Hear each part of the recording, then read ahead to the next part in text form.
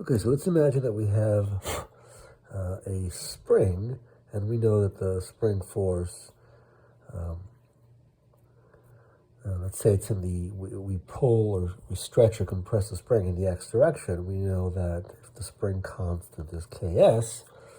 that x represents the compression and stretching, the force looks like this. So if I have an object of mass m attached to a spring, and I pull the spring this way so that this is positive, so I stretch the spring.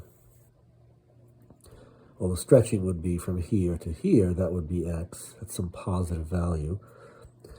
Then the force is that way, and if I stretch the spring,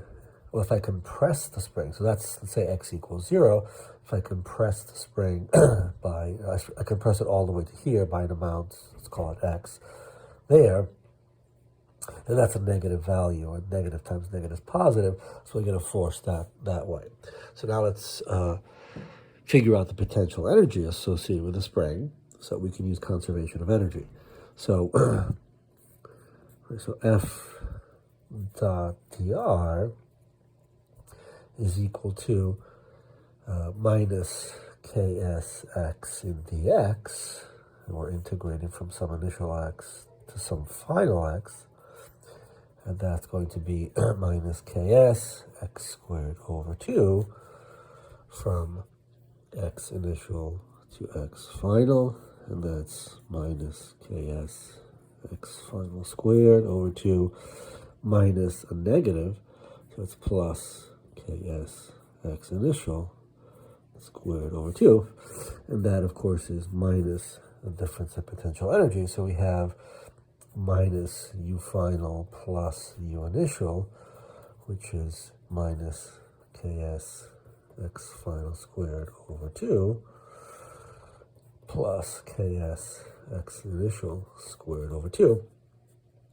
and that's delta k final minus k initial, right, the MA side of this expression. So our energy conservation expression looks like, so we're going to bring the initial final K and final potential over to this side, initial kinetic over to this side, and we'll have, once we write it as that,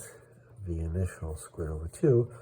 plus ks x initial squared over 2 equals